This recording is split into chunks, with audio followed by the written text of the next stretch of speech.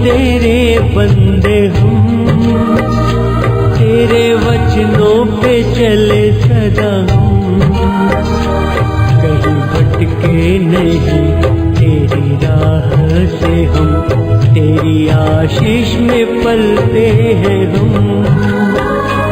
ऐ यीशु तेरे बंदे हम, तेरे वचनों पे चले सदा हम, तेरी राह से हम, तेरी आशीष में पलते हैं हम।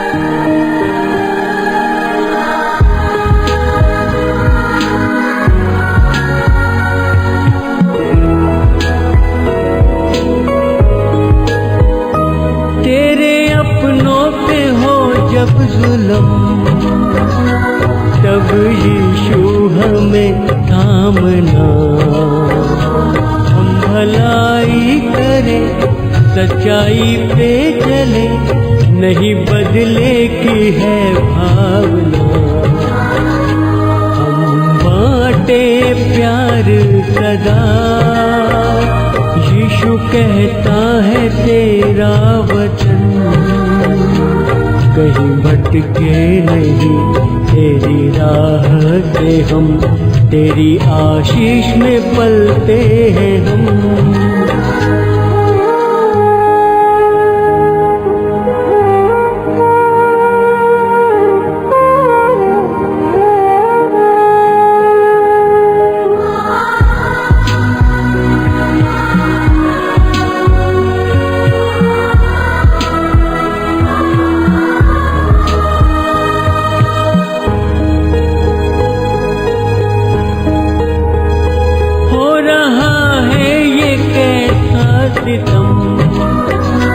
कर दे हम पे तू रहमो करम, अब अंधेरों में है ये सारा जहां, अपने मुख की तू ज्योति चमका, यीशु करता है प्यार बहुत, मिलके महिमा गाए उनकी हम, कहीं भटके नहीं तेरी राह से हम, तेरी आशीष में पलते हैं हम।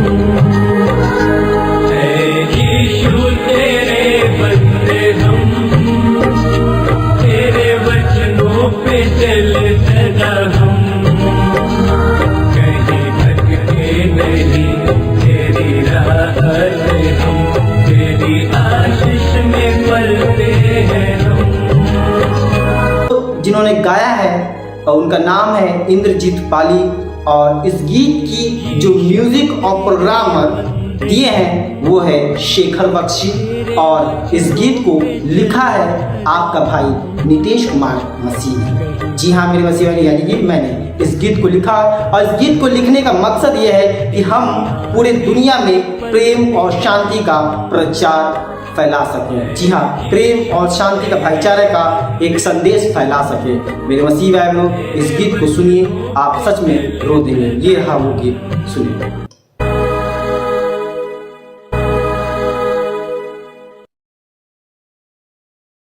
और उसकी 11वीं आयत को सुनिएगा। प्रेरितों का काम उसका 19वां अध्याय और उसकी 11वीं आयत को सुने क्या लिखा हुआ है। यहां पर पौलुस की बहुत सी बात लिखी हुई है पौलुस के विषय में, सुनिएगा। परमेश्वर पौलुस के हाथों से सामर्थ के अनोखे काम दिखाता था। परमेश्वर क्या कर रहा है? पौलुस के हाथों से। सब लोग अपनी बाइबलों में देखिए, जो लोग हिंदी पढ़ लेते हैं, जो यहां मौजूद हैं, जिनके पास बाइबल है, सब लोग अपनी बाइबलों में देखिए क्या लिखा हुआ है, और सब लोग जरा बोले एक साथ क्या लिखा हुआ है। परमेश्वर पौलुस के हाथों से सामर्थ के काम अनोखे काम दिखाता था। कौन काम कौन दिखा रहा है? परमेश्वर। किसके द्वारा? पौलुस कौन है? प्रभु का दास है, प्रभु का सेवक है, और काम कौन दिखा रहा है? ध्यान सुनिएगा, आज कंफ्यूजन थोड़ी दूर कर देंगे। परमेश्वर है जो पौलुस के द्वारा सामर्थ्य काम, क्या लिखा हुआ है? सामर्थ्य के अनोखे काम दिखाता था। यानी कि काम दिखाना किसका था? परमेश्वर का। चंगाई काम किसका था? परमेश्वर का। छुटकारे काम किसका है? परमेश्वर का। आपकी बीमारी को दूर करने का काम किसका है? परमेश्वर का। किसी प्रभु के दास का नहीं है। कई बार हम दासों को परमेश्वर बना देते हैं कि अरे उनके चरणों में पड़ गया, अरे भैया आप ही कुछ कर सकते हैं और आप कुछ करिए, और दास कहते हैं हाँ मैं करूंगा, अभी देखो मैं कुछ मंत्र मारता हूं और कुछ इलीम बिलीम कुछ बोलूंगा और ऐसे फूकूंगा, तुम फौरन चंगे हो जाओगे। ये चंगाई काम किसकी ओर से है? ध्यान सुनिएगा, आज बहुत जो फॉल्स टीचिंग बहुत जगहों पर यही चल रहा है। चिन्ह चमत्कार के द्वारा लोग भागे चले जा रहे हैं, लोग खींचे चले जा रहे हैं कि भैया वहां चलना पड़ेगा, एक बार वहां देखना पड़ेगा, एक बार हम भी वहां जाएंगे और देखेंगे चिन्ह चमत्कार होता कैसे है। तो जो परमेश्वर पौलुस के द्वारा काम कर रहा है, क्या वो परमेश्वर आपको इस्तेमाल नहीं कर सकता है? यस और नो?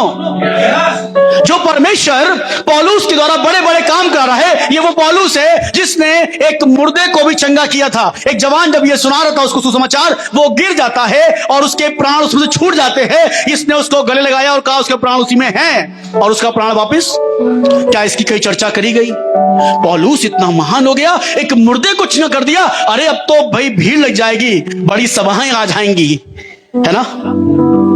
सुनिएगा, प्रेरितों काम उसका 14वां अध्याय निकालेगा, बुक ऑफ एक्ट चैप्टर 14 उसकी 8वीं आयत को सुने क्या लिखा हुआ है, जल्दी से निकालेगा जी। लुस्त्रा में एक मनुष्य बैठा था जी, जो पांवों का निर्बल था। ठीक है, वह जन्म ही से लंगड़ा ध्यान था। सुनिएगा, प्रेरितों काम 14 अध्याय 8वीं आयत से पढ़ रहे हैं। वो जन्म से लंगड़ा था जी। वह पौलुस की बातें करते सुन रहा वो था। पौलुस का प्रचार यानी उसकी बातें सुन रहा था जी। पौलुस ने उसकी ओर देखा जी, टकटकी लगाकर देखा कि उसे चंगा हो जाने का विश्वास उसको है, विश्वास था कि मैं चंगा हो जाऊंगा जी। और ऊंचे शब्द से कहा, अपने पांवों के बल सीधा खड़ा हो। पौलुस से कहता है अपने पांवों के बल सीधा खड़ा हो।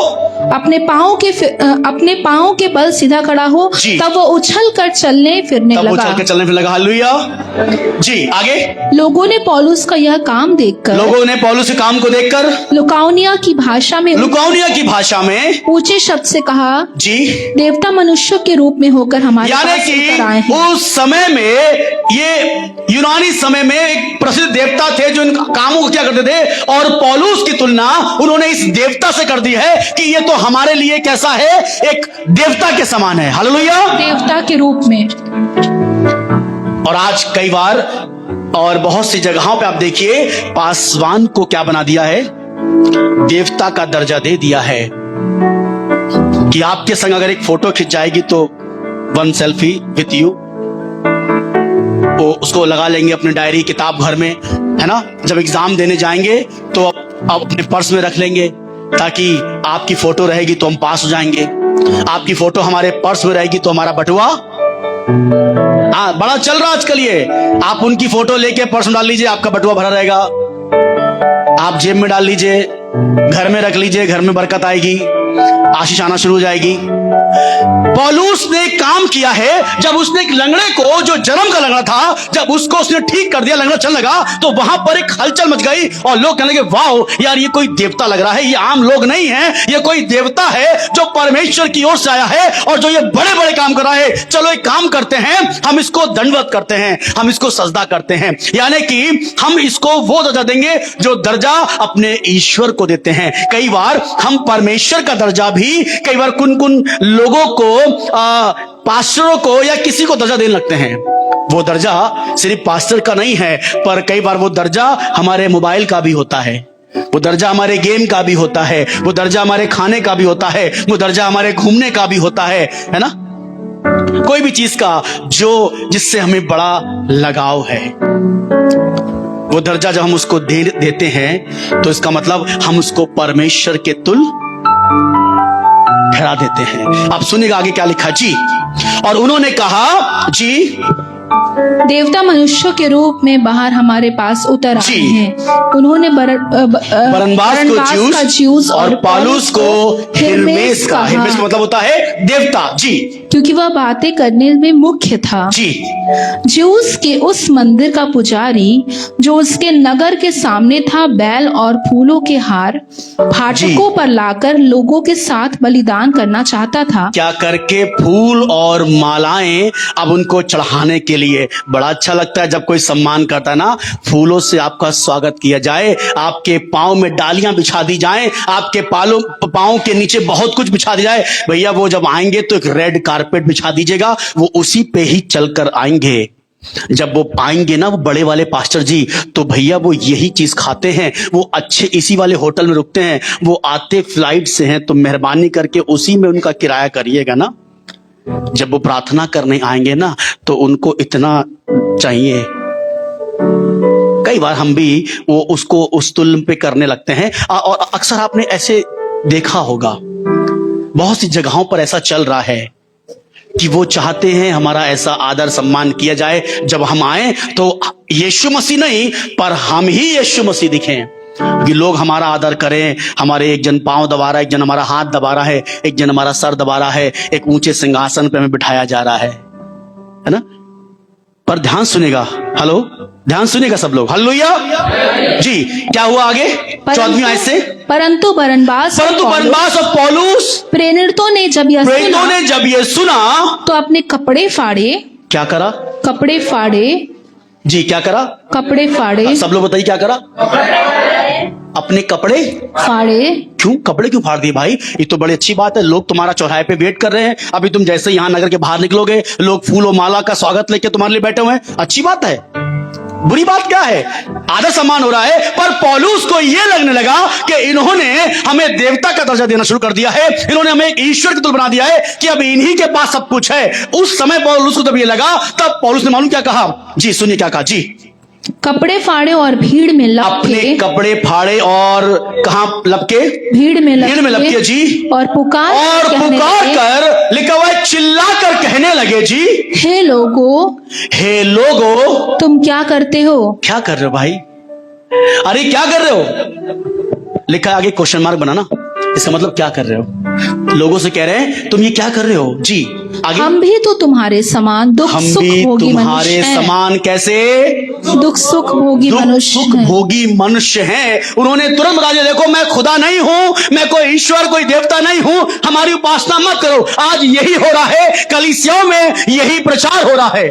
आप आइए, आपका काम बन जाएगा, बीमारी नहीं जा रही है, बीमारी चली जाएगी, आपको नौकरी नहीं मिल रही है, नौकरी मिल जाएगी, शादी नहीं हो रही है, आइए शादी भी करा देंगे। इसका मतलब हम ही सब कुछ है, सब कुछ हम करा देंगे आपके लिए, आप चिंता मत करिए। खुद अब आपसे कोई मतलब नहीं है, ईश्वर से कोई मतलब नहीं है, और ना ही उससे मेल कराते हैं। पर सुनिएगा, पौलुस जिस बात को कह रहा है, वो कह रहा है हम भी तुम्हारे समान दुख सुख भोगी मनुष्य हैं। पूरी बाइबल में नए नियम पढ़ेंगे प्रेरितों काम के बाद से, तो कहीं पर भी पौलुस ने अपना जिक्र नहीं किया, देखो मैंने कितने बड़े बड़े काम किए हैं। और आगे पढ़ेंगे अगर आप इन अध्यायों को, ये पौलुस के द्वारा सब लिखे गए हैं, सबसे ज्यादा पत्र लिखने वाला पौलुस है। और पौलुस लिख रहा है कि ये जितने जो काम उसने किए हैं, इनकी एक भी चर्चा उसने नहीं करी। आगे पढ़िए, और पौलुस के मालूम क्या लिखा हुआ है कि पौलुस के अंग से कपड़ा छुआ कर लोग बीमारों पे डाल दिया करते थे और वो हालेलुया। इतना अनॉइंटेड बंदा, क्या सुसमाचार सुना रहे हो, वेद खाए पड़े हो, कभी जहाज पर चढ़ जा रहे हो, कभी कैद खाने में जा रहे हो। अरे तुम्हें तो एकदम राजाओं का जीवन जीना चाहिए। तुम्हारे द्वारा मुर्दे चंगे हो रहे हैं, तुम्हारे द्वारा ये वस्त्र जैसे छू के किसी के ऊपर डाल दिया जाए फौरन वो शिफा पा ले रहा है। इतने बड़े बड़े काम हो रहे हैं और तुम सम्मान नहीं चाह रहे हो, तुम कोई आदर नहीं चाह रहे हो। क्यों? तुम प्रॉस्पेरिटी नहीं चाह रहे हो।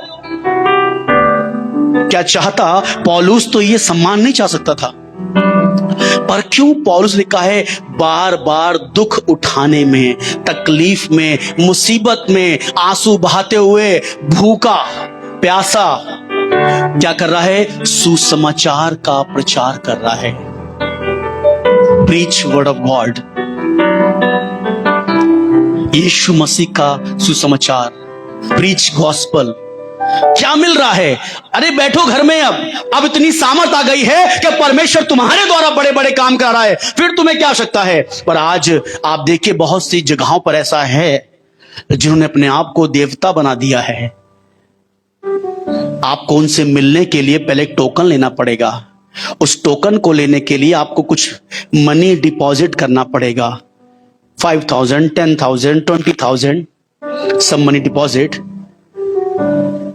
फॉर प्रेयर, उनसे प्रार्थना कराने के लिए।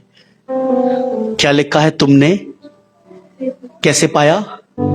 मत्ती 10:8 में तुमने सेत में, यानी कि तुमने मुफ्त में पाया है और मुफ्त में दो। नहीं भाई, मुफ्त में तो नहीं देंगे। चंगाई का लगता है हमारे यहां 25,000 रुपया, अनॉइंटिंग ऑयल का लगता है हमारे यहां 2,000 रुपीज, होली वाटर का लगता है 1,000 रुपीज। आपको दुआ करवानी है for anointing oil, anointing water, आप आइए हमारे पास, आपके लिए पानी पढ़ के दुआ करके देंगे, वो लेके जाइए। जी भैया कितना पैसा? हाँ एक काम करिए 1,000 रुपए दे दीजिए।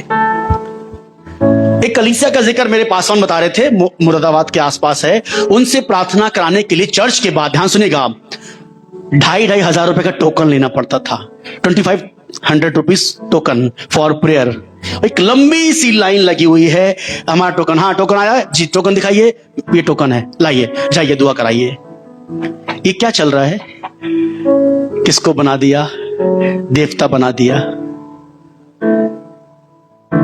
ध्यान सुनिएगा, पौलुस ने कहीं पर भी इसका जिक्र नहीं किया कि मैं चंगाई देने वाला हूं, मैं तुम्हारे जीवन में मैं तुमको अच्छा कर दूंगा, मैं लंगड़ों को अच्छा कर देता हूं, मैं बीमारों को अच्छा करता हूं, इवन मुर्दों में भी जान डालता हूं। उसने कहीं पर इस बात का पूरे बाइबल में जिक्र नहीं किया। मालूम उसने जिक्र किया है सिर्फ सुसमाचार, सुसमाचार और सुसमाचार। हालेलुया। सुसमाचार का अर्थ मालूम क्या होता है? खुशखबरी। क्या होता है? एक अच्छा पैगाम, एक अच्छा संदेश। और संदेश मालूम क्या था? कि यीशु मसीह तुम्हारा उद्धार करता है। हालेलुया। वो मेरा और आपका उद्धार करता है, वो मेरे और आपके पापों के लिए आया है, उसने अपने आप को दे दिया, उसने आपको कुर्बान कर दिया। जब मैं और आप उसके कामों की चर्चा करते हैं, जब मैं और आप उसके राज्य की बातें करते हैं, जब मैं और आप उस सलीब की बात करते हैं जिसमें यीशु मसीह को चढ़ाया गया है, जब उसके पुनरुत्थान की बातें करते हैं, तब प्रीच होता है सुसमाचार। हालेलुया। सुसमाचार ये नहीं है तुम्हारा घर बन जाएगा, तुम्हारी बिटिया की शादी हो जाएगी, तुम्हारे सारे रोग दूर हो जाएंगे। सुसमाचार ये नहीं है, माफी चाहते हैं आप सिर्फ। मुझे आश्चर्य होता है जी, जिसने तुम्हें मसीह के अनुग्रह में बुलाया, उससे तुम इतनी जल्दी फिर कर और ही प्रकार के सुसमाचार की ओर झुकने लगे। माफी चाहता हूं अगर कोई आपको गलत तरीके से लेकर आया है। कल एक भाई का मुझे कॉल आया, बोला मेरे लिए दुआ कर दीजिए, हमने यीशु मसीह के बारे में सुना है कि वो चंगा करने वाला। मैंने गलत किसी ने बताया आपको। बोले कैसी बात कर रहे हैं? बिहार से मुझे कॉल किया था, बोला ये कैसी बात कर रहे हैं, आप पास्टर ही बोल रहे हैं ना? मैंने हाँ मैं पास्टर ही बोल रहा हूं, बताइए। बोले हमने सुना यीशु मसीह चंगा करता। मैंने गलत, मैंने कहा यीशु मसीह चंगा नहीं करता है, पर यीशु मसीह उद्धार करता है। हालेलुया। वो मेरा आपका उद्धार करता है, वो जीवन को बदलने वाला परमेश्वर है। जब यीशु मसीह की आपकी मुलाकात होती है, आपका जीवन बदलता है, आपके जीवन में परमेश्वर आता है, ये सुसमाचार आता है और आपका उद्धार हो जाता है। बोले ब्रदर जी हमको तो मालूम ही नहीं था, हम और जानना चाहते हैं। अक्सर लोग कॉल करते हैं बस एक ही वजह, एक ही बात के लिए, मालूम क्या है? प्रार्थना कर दीजिए, ये वाला काम पेंडिंग है, प्रार्थना कर दीजिए, ये काम रुका हुआ है। मैं उनसे कहता हूं, किसने आपको बताया? अगर बताया है या सुना है तो गलत तरीके से सुना है। अधूरा ज्ञान बड़ा हानिकारक होता है। अधूरा ज्ञान क्या होता है? बड़ा हानिकारक होता है। कितने लोग को ये बात मालूम है, जब हमें तो बहुत बाद में मालूम चली, जब गाड़ी चल कर आए ना, कार या कोई भी बड़ी 4 पहिया कार, तो कभी भी उसका रेडिएटर मत खोल दीजिएगा, है ना। अधूरा ज्ञान बड़ा क्या होता है? हानिकारक होता है। बस सुना था, जब गाड़ी चल के आएगी तो एक काम करेंगे, जब बहुत हीट हो जाएगी तो रेडिएटर खोल देंगे, उसमें ठंडा पानी डाल देंगे, ठंडी हो जाएगी गाड़ी। अधूरा ज्ञान था, सुना था नहीं। एक दिन हम दोस्त अपनी गाड़ी में खूब घूम रहे थे, गाड़ी हीट हो गई, धुआं देने लगी। हमने कहा लाओ मैं कुछ करता हूं, मैं भी आ रहा हूं, मैं कुछ लेने जा रहा हूं। मुझे नहीं पता वो क्या लेने गया था, पर मैंने लगा कि उससे पहले वो आएगा, मैं गाड़ी ठंडी कर देता हूं। मैंने फौरन गाड़ी का बोनट खोला और गाड़ी का बोनट खुल गया। मैंने जैसे ही रेडिएटर खोला, गोली से भी तेज, क्या राइफल की गोली निकलेगी, उससे भी तेज शू ऐसे गया वो, और उसका जो पानी सीधा मेरे ऊपर, कई हिस्से मेरे जल गए थे। मेरा दोस्त बोला, यार तुमको मालूम नहीं था, तुमने क्या करके बैठ गए हो? फटाफट वो पेस्ट लाया, उसने लगाया। बोला, यार तुमको पूरा समझना चाहिए था, तुमने शायद आधा सुना था कि चलती गाड़ी को ठंडा तो कहता है, पर चलती गाड़ी के बाद कभी रेडिएटर खोला नहीं जाता है। अधूरा ज्ञान था। और यही अधूरा ज्ञान है कि यीशु मसीह चंगा करने वाला है, यीशु मसीह नौकरी देने वाला है, यीशु मसीह घर बना देता है, यीशु मसीह काम बना देता है। यीशु पास आते हैं तो हमारी समस्याएं दूर हो जाती हैं। पर यह नहीं बताया कि पूरा ज्ञान मालूम क्या है? यीशु मसीह क्या है? जी क्या है? थोड़ा सा धीरे बोलिए, क्या है? यीशु मसीह क्या है? उद्धार करता है। हालेलुया। वो मेरे और आपका उद्धार करने वाला परमेश्वर है। पहला कुरिन्थियों निकालेगा और उसकी पहला अध्याय, 1 Corinthians चैप्टर 1 और उसकी 18वीं आयत सुनिए क्या लिखा हुआ है। पहला कुरिन्थियों पहला अध्याय और उसकी 18वीं आयत सुनिए क्या लिखा। जी, क्योंकि क्रूस की कथा नाश होने वालों के लिए, किन लोगों के लिए? क्रूस की कथा यानी कि परमेश्वर की कहानी, परमेश्वर की बातें किन लोगों के लिए? नाश होने वालों के लिए क्या है? मूर्खता है। मूर्खता है। इसलिए भैया हम चर्च में सो जाते हैं क्योंकि नींद आती है, पता नहीं क्या बातें कर रहे हैं। अगर ये कहते हैं मैं देख रहा हूं यहां पर एक भाई बैठा है जिसके सर पे थोड़े बाल कम हैं, परमेश्वर आपको बढ़ाने जा रहा है, आप कहते वाह यार ये हमारे लिए बोला जा रहा है। हम कहते हम देख रहे हैं एक बहन पीले कलर की साड़ी पहनी है, प्रभु उसको अगले महीने 10 लाख रुपए देने जा रहा है। अभी आपकी आंखें क्या, पूरा शरीर एक्टिव रहेगा। फिर आप कहेंगे हमारे लिए भी कुछ बोले। हाँ, आप ऐसे झांक के देखेंगे। पर जब सुसमाचार की बातें आ रही हैं, मालूम क्यों? इससे हमें मतलब नहीं है, मत सुनाइए। हमें उद्धार से मतलब नहीं है। हम जिसके लिए आए वो बताइए, हम अमीर कैसे हो जाएंगे, ये बताइए बीमारी दूर कैसे होगी, ये बताइए चंगाई कैसे मिलेगी। आप सुनाए पड़े अपनी पता नहीं कौन सी कहानी सुना रहे। यीशु मसीह हम आए तो इसके लिए हमारे जीवन में काम हो जाएगा, हम आए इसके लिए कि हमारा कुछ भला हो जाएगा, पर आप सुनाए पड़े ये पता नहीं कौन यीशु की कहानी। लिखा है क्रूस की कथा नाश होने वालों के लिए क्या है? मैं नहीं कह रहा हूं, खुदा कलाम कह रहा है। सब लोग अपनी बाइबल देखिए, क्या ये गलत तो नहीं पढ़ रहे हैं? राम बजरत भाई गलत तो नहीं पढ़ रहे हैं आप? नहीं लग रहा है, लोग कह रहे हैं, नहीं तो फिर लोग कोई बोल नहीं रहे। क्या लिखा है क्रूस की कथा? नाश होने वालों के लिए। किन लोगों के लिए? जी, किन लोगों के लिए? नाश होने वालों के लिए। समझ में आ गया बात? इसलिए आप सो जाते हैं, इसलिए आप सब कर रहे हैं। नाश होने वालों के लिए है सब बातें। मूर्खता चल रही है भैया, पता नहीं क्या सुना रहे, बकवास से कुछ। पर आगे क्या लिखा सुनिए। परंतु हम उद्धार पाने वालों के लिए परमेश्वर की सामर्थ है। परमेश्वर की सामर्थ है। हालेलुया। क्या है? परमेश्वर की सामर्थ है।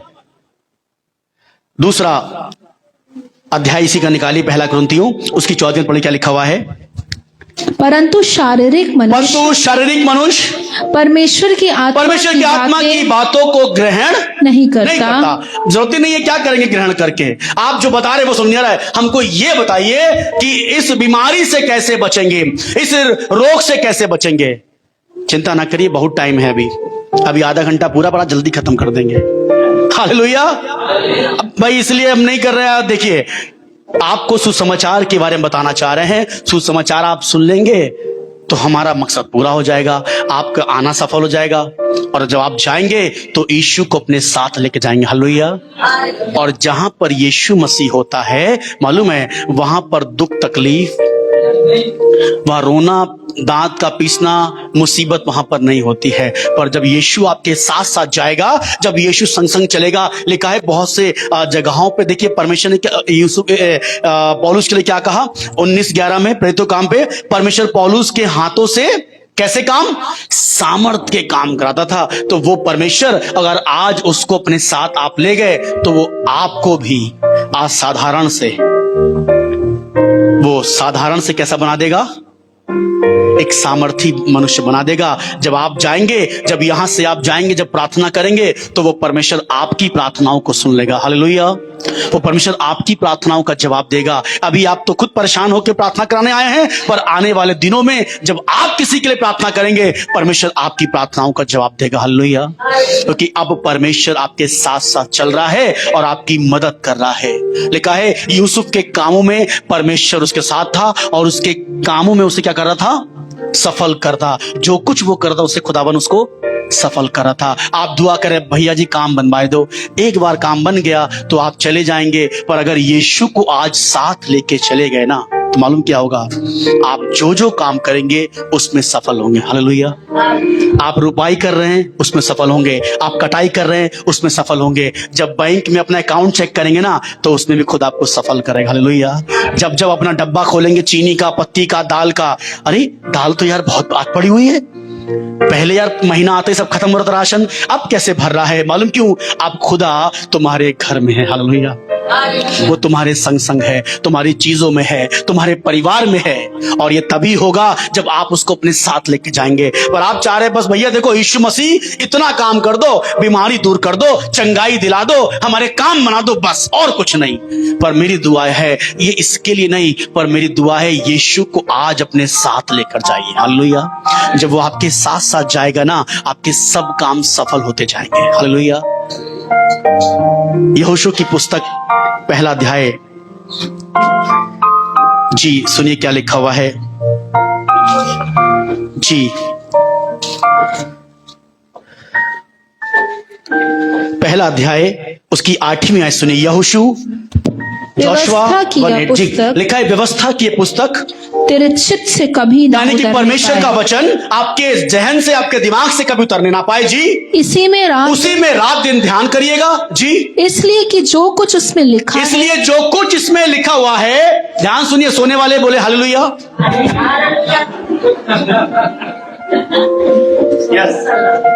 समझ गए ना बाकी लोग समझ गए ना, बताने की देखिए जरूरत नहीं थी हमको, आपने खुद बयां करके दे दिया हमको कि कितना आप सुन रहे हैं। लिखा है व्यवस्था की पुस्तक तेरे चित्त से कभी उतरने ना पाए, इसी में रात दिन ध्यान करना, क्योंकि जो कुछ इसमें लिखा है उसके अनुसार करने की चौकसी करे, क्योंकि ऐसा ही करने से तेरे सब काम सफल होंगे।